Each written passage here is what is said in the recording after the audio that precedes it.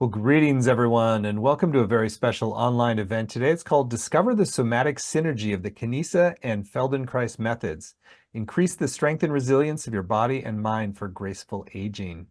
My name is Stephen Dinan. I'm the founder and president of the Shift Network, and I feel really blessed to be here with you, getting to learn from a really remarkable teacher who is bridging the practice of Feldenkrais with new methods that go under the Kinēsa umbrella, and really, I think, opening the portal to a deeper relationship with our body and movement in a way that really reflects our soul.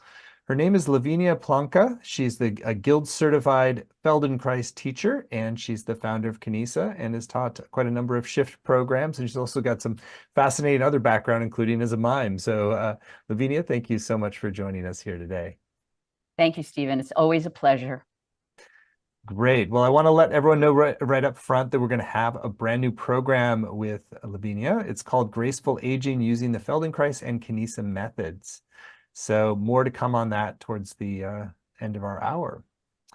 So Lavinia, let's begin with a little bit of your journey, and I think particularly focused on the graceful aging, and so how this fusion of your own methodology with Feldenkrais is sort of like what drew you to kind of creating this synthesis and starting to like open up new pathways into how our bodies stay supple and free and moving as we get older.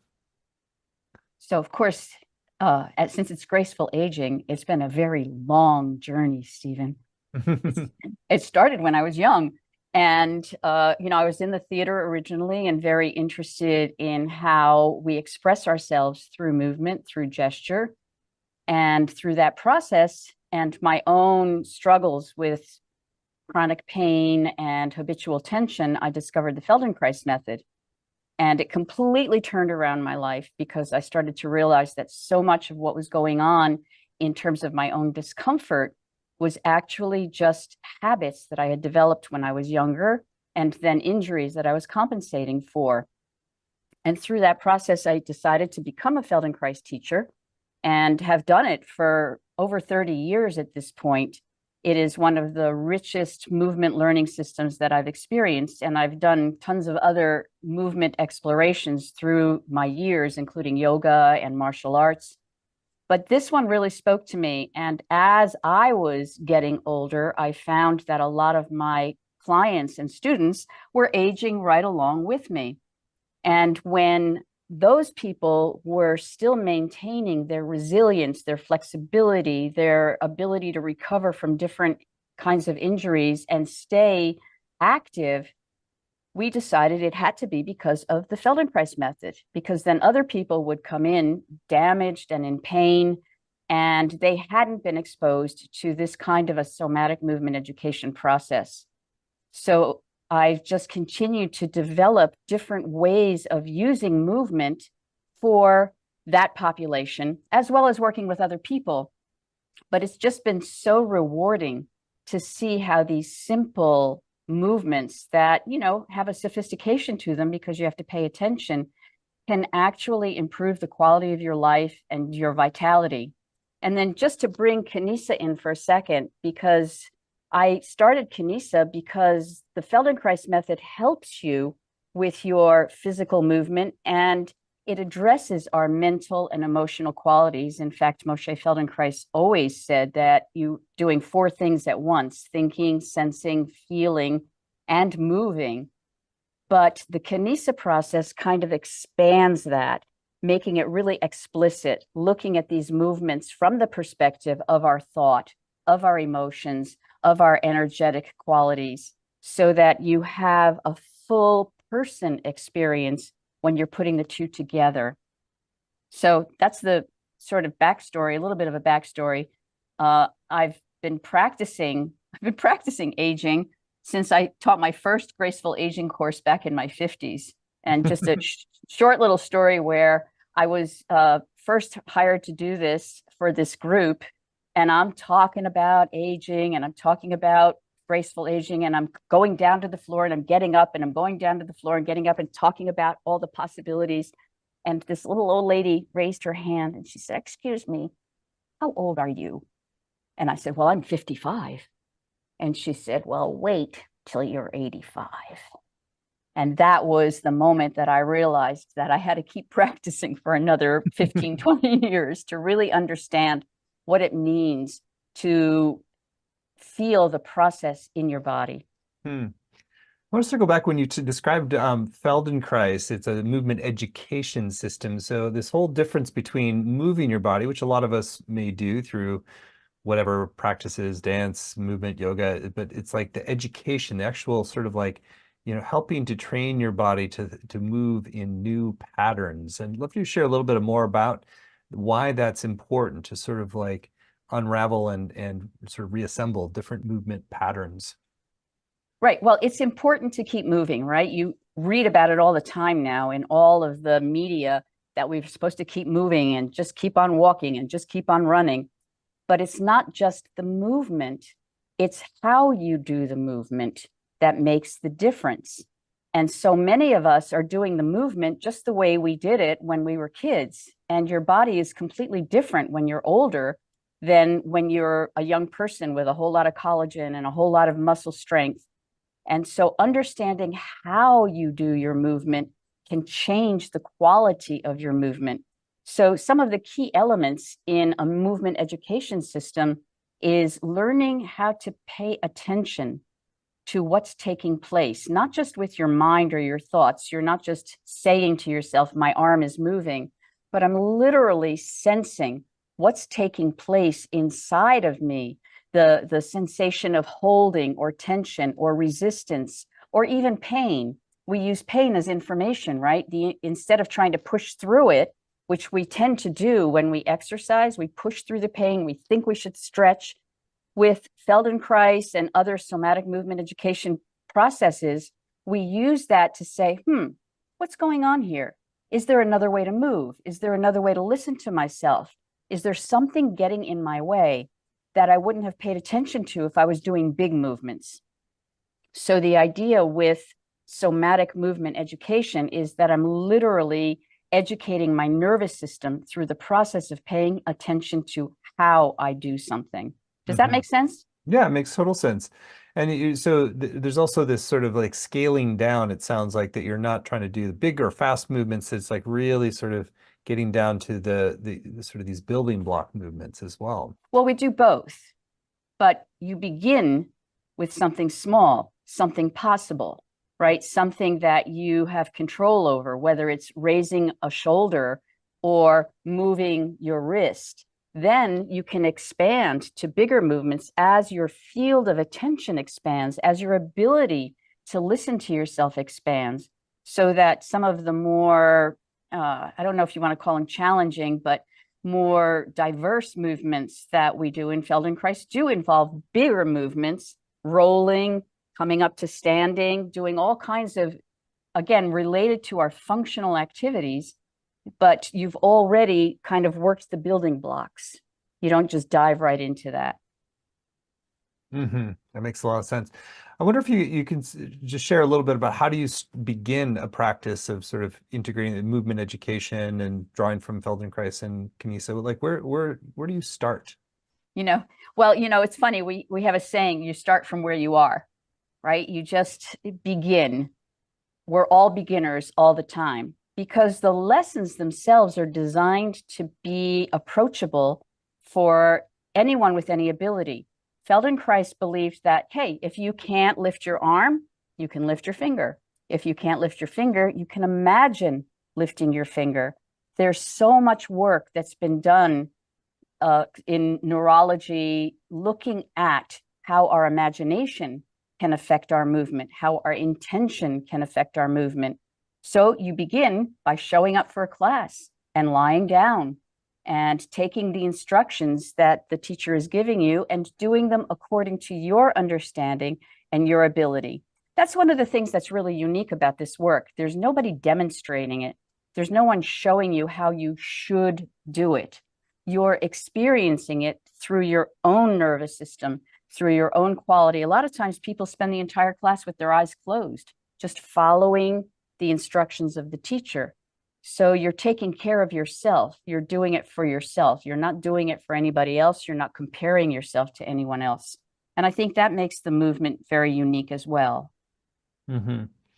And so maybe share a little bit more about how things then evolve over time as you sort of get, the more interiority and you're sort of tracking yourself, then how do these practices evolve? Well, each person, again, is different.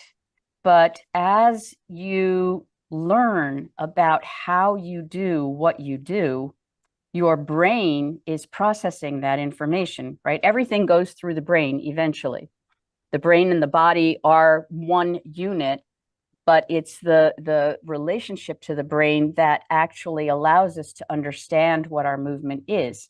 So the brain receives the information, and then it becomes a new habit.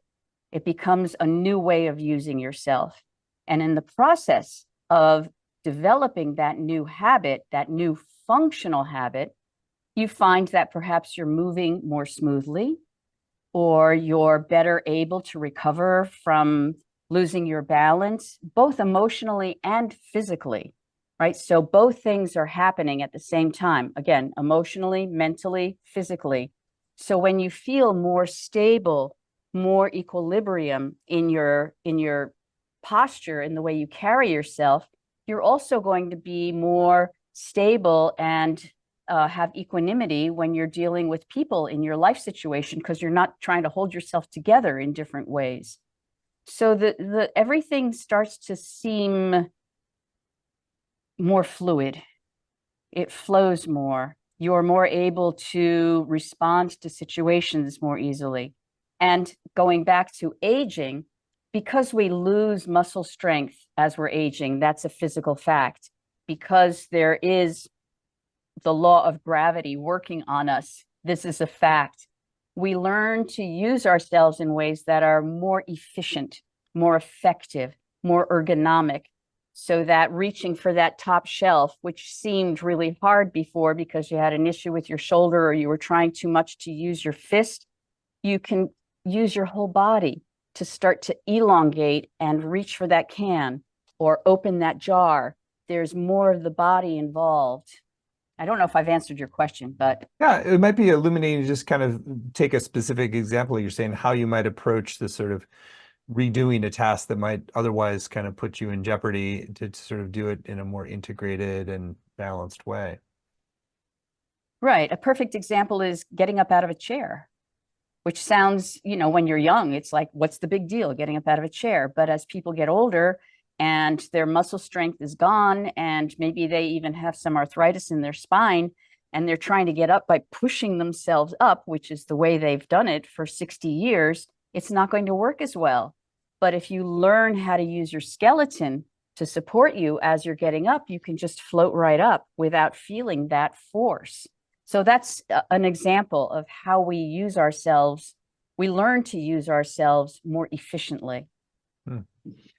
It might be great, since you've settled some good context now of understanding, to take some time and do some demonstrations that people can follow along with you.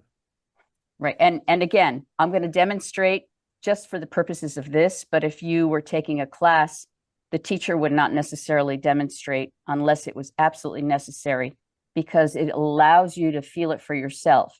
So as people are doing this particular practice that I'm offering, I invite you to be able to close your eyes when we're in the seated posture, to allow yourself to feel yourself more than try to look and or judge yourself. So I need a minute to set up the chair, okay? So if you can, for this practice, take off your shoes. That would be ideal, because you're going to start. I wanted to start with something that most people don't think about at all, unless you've had an injury down there, and that's our ankles. As we age, our whole relationship between our feet and our ankles can become compromised. Maybe people have sprained their ankle when they were younger. Maybe they have circulatory issues. Maybe there's a perception of weak ankles, for example. And your ankles are absolutely they're the front line between the ground and your ability to balance yourself. Your blood circulation turns around in your ankles. When we have tight, tense, injured ankles, they impact on the arches of your feet, if you have issues like plantar fasciitis or even pain in your heel and your Achilles, a lot of times that's related to what's happening in your ankles. So when we find flexibility and ease in the relationship of our ankles to the rest of us, we actually can start to improve our balance. So again, I invite you to just sit as far to the front of your chair as you can so that you can really feel your two sit bones there and find a way to sense whether your feet are flat on the floor and parallel. And you can just have your hands wherever you want right now. And I want you to just turn your attention to one leg, your right leg for now. And just begin a movement of your leg where the inside edge of your foot comes up off the floor and then comes back. And just feel that movement. And it's as if you're doing it all in one piece, right? The whole thing is moving in one piece. You can feel that your ankle is connected to your shin bone and your fibula, which is the outer bone there. And now pause a moment. And you can place your hand on your thigh here to double check yourself and see if you can lift the inside edge of your foot without moving your leg, so that you're literally just lifting that inside edge of your foot. And some people might feel like you actually literally have to hold, but don't force it. And if it's really tiny, that's okay, right? We're not going for volume here. Remember, we said that you work from where you are. You do what feels most comfortable for you. That's how we build resilience and flexibility. Now, see if you can speed that up a little bit. And you'll feel as you're doing it, especially if you have your hand on the outside of your knee there, you'll feel that fibula, that top of your bone there, which actually connects to your ankle bone, moving. And pause a moment. And now try the same thing with your left leg. First, start just letting the whole leg go. And you'll notice that as you're doing this, that of course, as your foot is moving, your knee is moving, your hip is moving, and then try lifting the inside edge of your left foot and holding your leg in place. Eventually, you get good enough at it that you don't have to hold it in place, but sometimes in the beginning, there's a lot of tension there. So just stabilize it a little bit. And as you're doing it, you may even feel something under your butt, right? Because again, your leg is connected to your ankle. And then speed it up. And then pause a moment. Now, can you try going the other way with your right leg going inwards so that the outside edge of your foot comes up?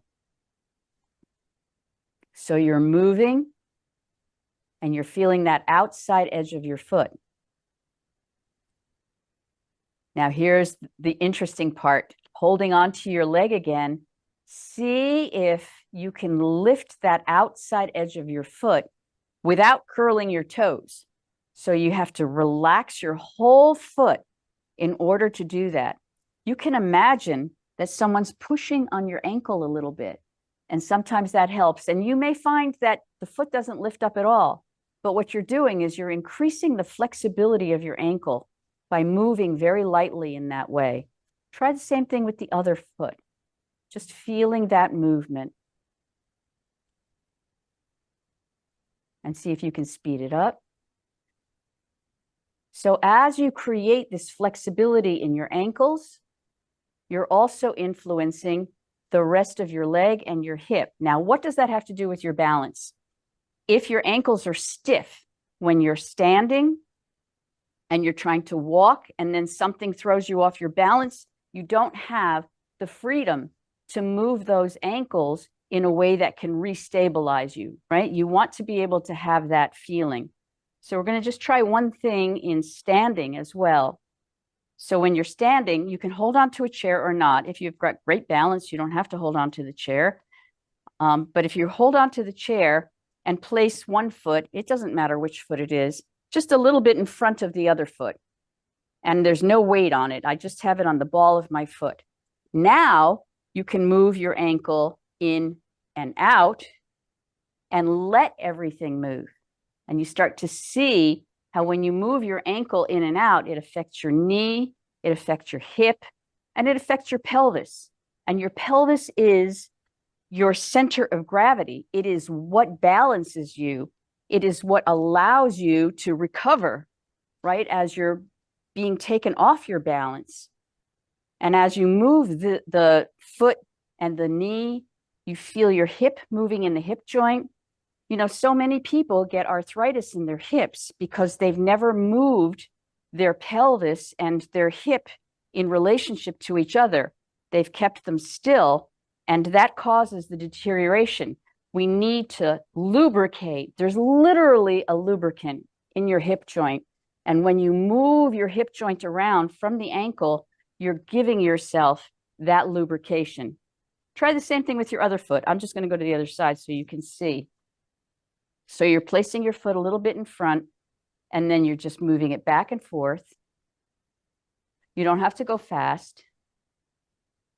And then you can play on this side if you want to with another variation where you glue the ball of your foot to the floor and just see if you can move your heel and the rest of yourself. And you'll feel how you really have to start to move the top part of yourself in order to do that. And now before you sit back down, I just want to invite you to just take a little bit of a walk around and just notice how your ankles feel and how your balance feels after just having done a few minutes of working with your ankles. So the thing about, I just want to, just to finish up for a moment, the thing about the Feldenkrais movements, you just did 10 minutes just working with your ankles. And imagine that level of attention and subtlety to all the different parts of yourself. And that's how you can begin to reorganize and recalibrate your own system to be able to do what you want to do. Yeah, that's what I was really struck by, is just this sense of like, oh, we're so used to just kind of only peripherally paying attention to most things going on in our body. Just bringing that level of presence and attention to one part of our body, it's just, it opens up a whole new world of understanding of it. And at the same time, it's looking at the relationship of this one part to the rest of yourself. It's never in isolation. We don't ever move things just by themselves. We're always looking at, you know, you're bending your wrist. How is the bending of the wrist connected to the muscles of the forearm? How does that influence my elbow, my shoulder? A lot of times people have shoulder issues and they don't realize that it's because they've been tensing in their hand from sitting at the computer all the time, or vice versa. So we're always working small parts that connect to all the rest of the parts in order to find that. Yeah, that makes a lot of sense. I mean, there's some that just in terms of like really getting those interconnections that are fairly typical, that like a foot might be connect, you know, if you have a issue in your shoulder, it's going to be connected to a hip. Or maybe share a little bit more about how we start to build those linkages. Well, you want to remember that you are a system. And it's literally like an information system. Do you remember instant messaging from AOL, right? This idea of an instant message appearing. And that's what's happening in you all the time. There's not really a cause effect in a Newtonian kind of way. Instead, it's as soon as something is happening, the entire body knows that that's happening. If you're able to pay attention, even if you're not paying attention, the entire body is responding. If you've ever stubbed your toe, there's a perfect example. You stub your toe and instantly your whole body is like, ah! Right? You don't just feel it in the toe, the whole body responds in an instant, in a micro instant. When you fall, you know, the fall takes 1/25 of a second, boom, and you're down. So in that moment, your entire system is responding. I don't know if I just answered your question or not. Yeah, it gets very, I'd love for a story or two of how somebody has been kind of thinking their issue is one thing, and then it actually turned out to be like sourced in another part of their body that just they weren't aware of the connection. Well, it's really funny that you say that, because when you first asked me the question, I thought of a class I had taught. This was a few months ago, but I'll never forget it, because we were just, again, working with the feet and actually literally working with the toes. and exploring how the toes move in relationship to each other, how the toes can become more flexible, the relationship of the toes to the feet and the spine. And at the end of the lesson, this one woman, she stood up and she goes, "Oh, my neck feels so much better." So what is the connection of my toes to my neck? There could be so many things that are going on. I mean, I hadn't looked at her toes before class, but was there tension in the toes? Were the toes lifted or crunched? Did she have a hammer toe as the result of holding on one side of herself? Did her back relax in such a way, just from working with the relation of the toes in flexion, that the neck let go? Each person has their own individual experience. You can't look at somebody and go, "Oh, well, that's her shoulders that way because of that." Sometimes it's obvious, but sometimes it's inside their own mysterious, as Feldenkrais called it, elusive obvious, that they didn't recognize. Makes a lot of sense. And it's kind of like there is this wonderful mosaic of connections that we're just not always aware of. So very interesting. So you want to share a little bit more just around what other practices tend to sort of help draw these connections and strengthen our body and kind of stabilize things for more graceful aging? So a lot of times when I'm looking at aging itself, I'm looking at 4 particular qualities, what I like to call 4 pillars of graceful aging. The first one for me, of course, is balance. And I mentioned a little bit about balance before because it's connected to your ankles, of course, but it's also, we're always looking to find that ability to be able to respond in a situation, to not just react, or to not have to go into, say, startle reflex or deer in headlights, but to be able to really look at a situation and take it in a calm way, whether it is stepping off the sidewalk in the wrong way or getting a disturbing phone call. Another aspect for me of graceful aging is flexibility. And most people think of flexibility as, being able to stretch or being able to touch your toes.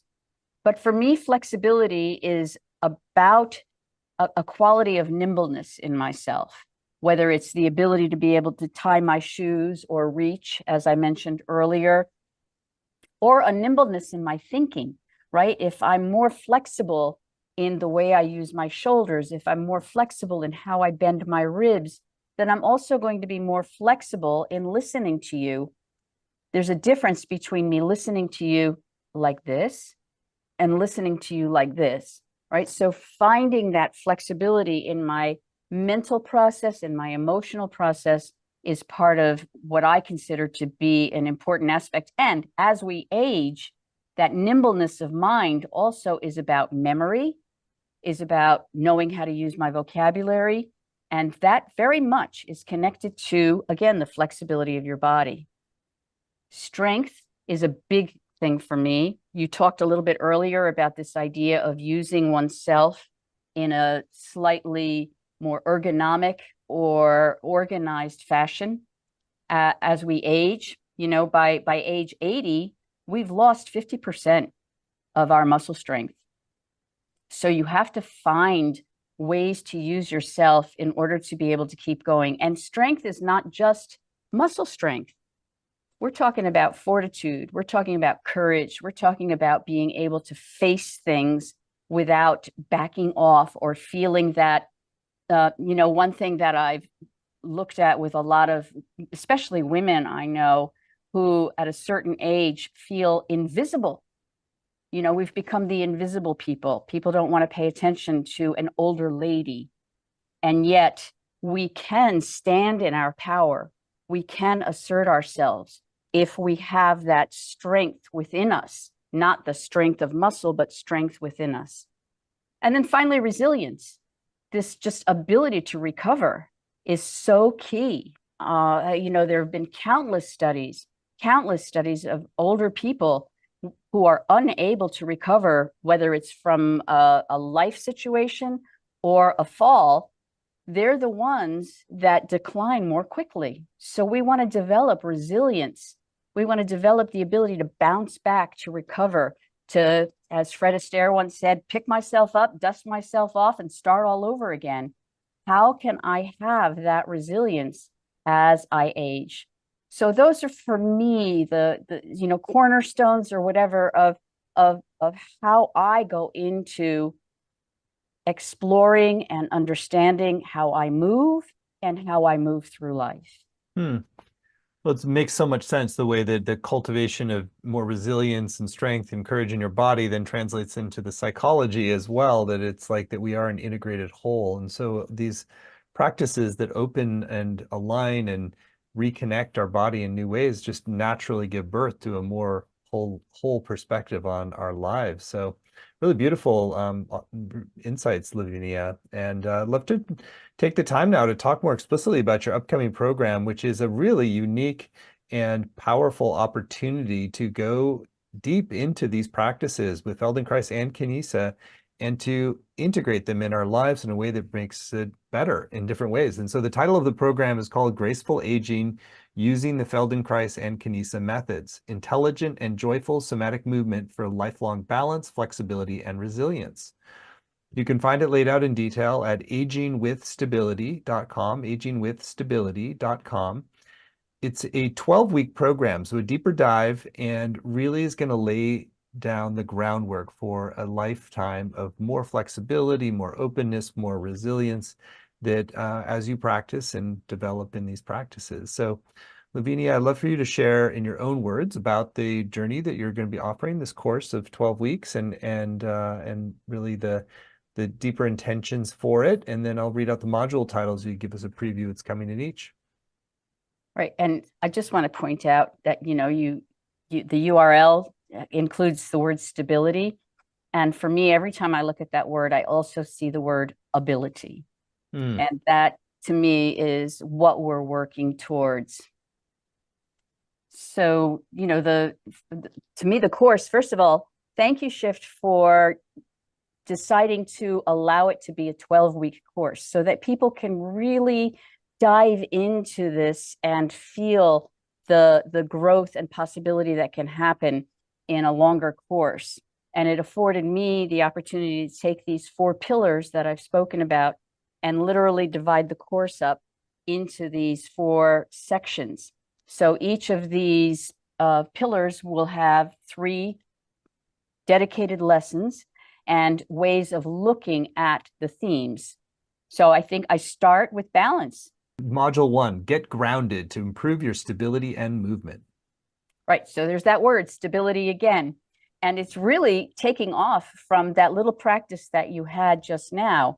We're going to start from the ground with your feet and the relationship of your feet to the ground and explore how, again, our feet and all the different things that happen with our feet that can compromise our balance, and then how working with the feet to the knees to the hips actually help us find our center of gravity.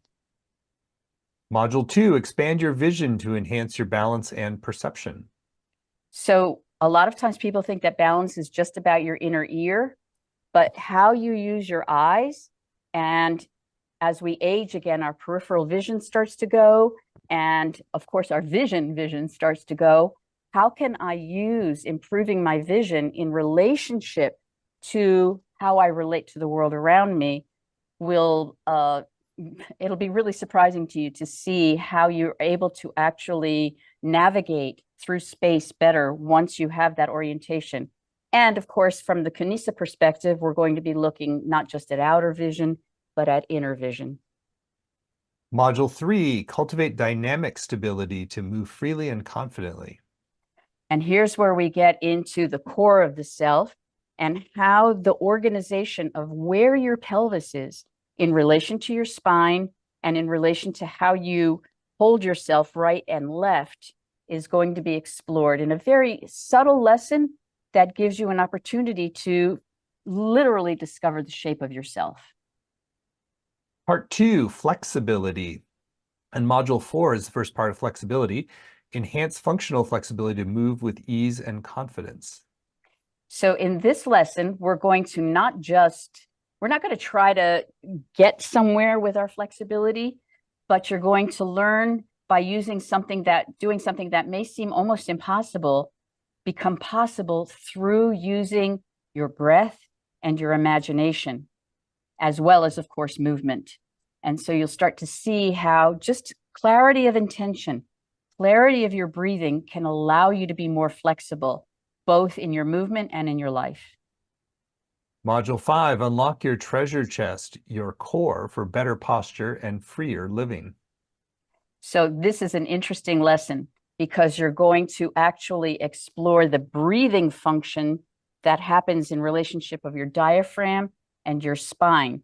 So your diaphragm is right in the middle of your treasure chest, and by understanding how it works in relationship to the movement of your spine, you're going to be able to open up all kinds of possibilities related to freeing different attitudes that you have, both to your posture and to your emotions. Module 6, give yourself a natural facelift to refresh your appearance and rejuvenate your health. I couldn't resist this. So we're going to explore lots of different strategies. I don't believe in a natural facelift necessarily, but I do love the title and the idea that I can change my facial expression through an understanding of how my face works, and also through various relaxing exercises of the eyes and the jaw, and even my seventh cervical nerve, which is what governs all of my facial expression. Great module there. And then we go on to part 3, which is on strength. Module 7 is learn to leverage your body for effortless strength and efficient movement. So in that lesson, we're actually going to explore how to get lighter without effort, using different movements, and then seeing how by utilizing other parts of myself, my legs don't feel so heavy, my arms don't feel so heavy. And through that experience, you'll realize that, oh, well, maybe you can lose weight doing Feldenkrais, but you're not really losing weight, you just feel lighter. Module 8, fun and practical strategies to strengthen your skeleton for bone health. So osteoporosis is one of the biggest things that affect especially women, but all people of all ages as we age. And that porousness of our bones can create lots of injuries. And they have found that strengthening your bones in different ways can help. But a lot of times it's very strenuous. So in this lesson, we're going to play with different ways that you can strengthen your bones through exploring vibration, through exploring different standing positions, as well as lying down. Module 9, reclaim your presence, build confidence, and increase your visibility through movement.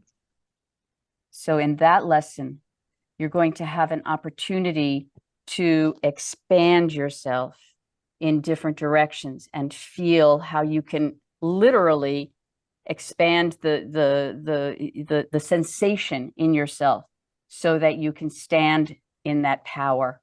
And you'll also work with some core strength. So that's 9 modules, and then we're in our final 3, which are all in part 4, called resilience. And module 10 is embrace gravity to leverage your body's power to rise up with ease. Yeah, I'm a big believer in making gravity your friend and not your enemy. And so in this lesson, we're going to do some of those bigger movements that Stephen alluded to earlier to figure out how can you find a way to get yourself, rolling and coming up to sitting without feeling strain. Module 11, learn physical tools to cultivate emotional calm and resilience during life's storms. So in this module, we're going to be looking at small strategies that you can use for bringing yourself back into homeostasis. We're going to explore a movement meditation that allows you to start to feel like you can occupy your space without strain. And we're also going to look at how we can find balance between some of our challenging emotions and our more positive emotions in our lives so that we can maintain that equilibrium. And finally, module 12, gain mental, emotional, and behavioral flexibility for enhanced resilience and recovery. And in this lesson, we're actually going to address this thing that I've been alluding to, which is our fear of falling, our need to constantly feel like we're maintaining stability instead of dynamic stability.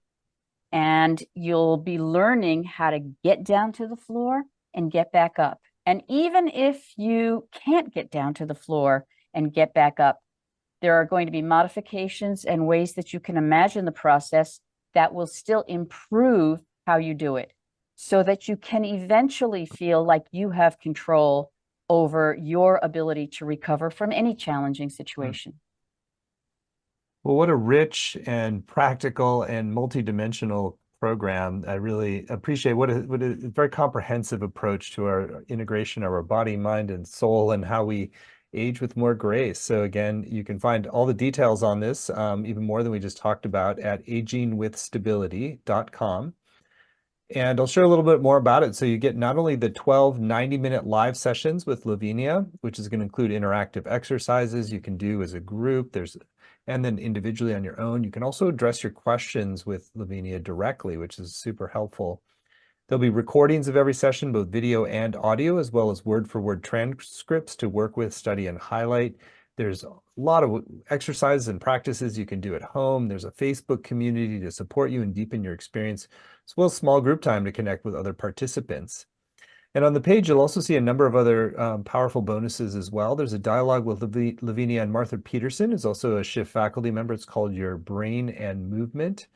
You want to share a little bit about that dialogue? Oh, it was just so fun to meet someone that I've admired for such a long time. Martha is a teacher of essential somatics and wrote a wonderful book called Move Without Pain. And so we had a great conversation about the intersections of the two disciplines that we both share that come from the same root of Moshe Feldenkrais, and then how she works with it and how I work with it. So it was a very exciting and dynamic conversation. I don't want to give it all away. That's a great extra bonus. And there's more as well. There's another audio teaching from Lavinia called Fall Softly, Recover Quickly. More about that? And that is a series of small, discrete exercises and some meditations to help anyone be able to start to feel like they can develop a better relationship with the floor and greater resources for recovery from the floor. And there is one final bonus in addition to those that is called Your Self-Image. This is our special bonus that you get when you sign up by midnight tonight Pacific time, and it gives you a little extra encouragement to go to the page at agingwithstability.com, tune in with what you've heard today, and if you are getting a sense of excitement and leading in, then you've got an extra bonus to sign up today. So again, you're called Your Self-Image. It's an audio teaching from Lavinia, and Lavinia, you want to share about that bonus as well? Yeah. You know, it's interesting when we talk about self-image in our culture, there's a tendency to be like, oh, I look fat, or people perceive me as shy. But we don't talk about self-image in that way. We talk about self-image from the perspective of my actual clarity of how I am, what my posture is like, how I carry myself through the world, where my tensions are. So it's not just about appearance or even a psychological thing as much as it is literally knowing what I am, right? Feldenkrais always said, if you know what you're doing, you can do what you want.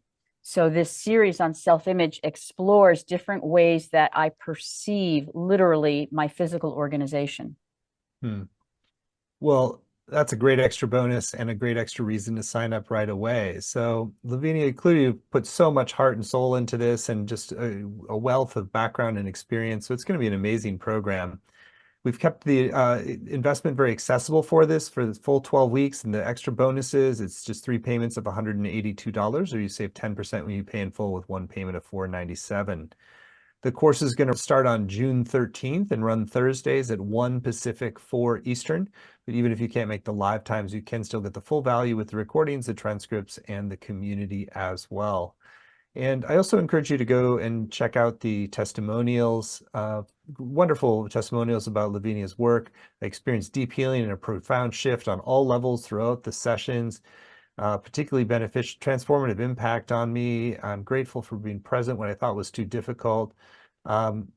Really wonderful testimonials from people who've studied with Lavinia before at Shift, and really so much benefit to lengthen your life, strengthen your life, deepen your experience, and that you really sort of move through the years with more mobility, grace, and enjoyment.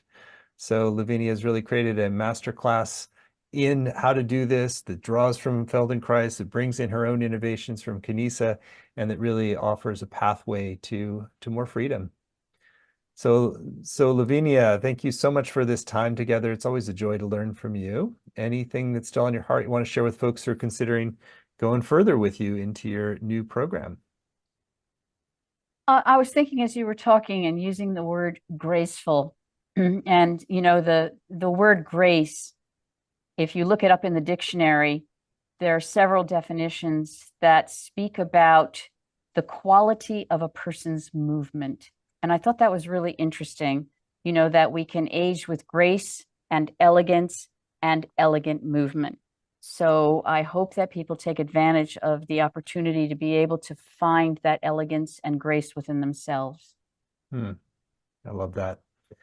Well, Lavinia, thank you so much for your wisdom and your joyful teaching, and thank you all for joining. And if you'd like to go further into Lavinia's brand new program, Graceful Aging using the Feldenkrais and Kinēsa methods, you can do so at agingwithstability.com, and you'll get the special bonus when you sign up by midnight called Your Self-Image. So thank you, Lavinia, and thank you all for joining. Many blessings. Thank you.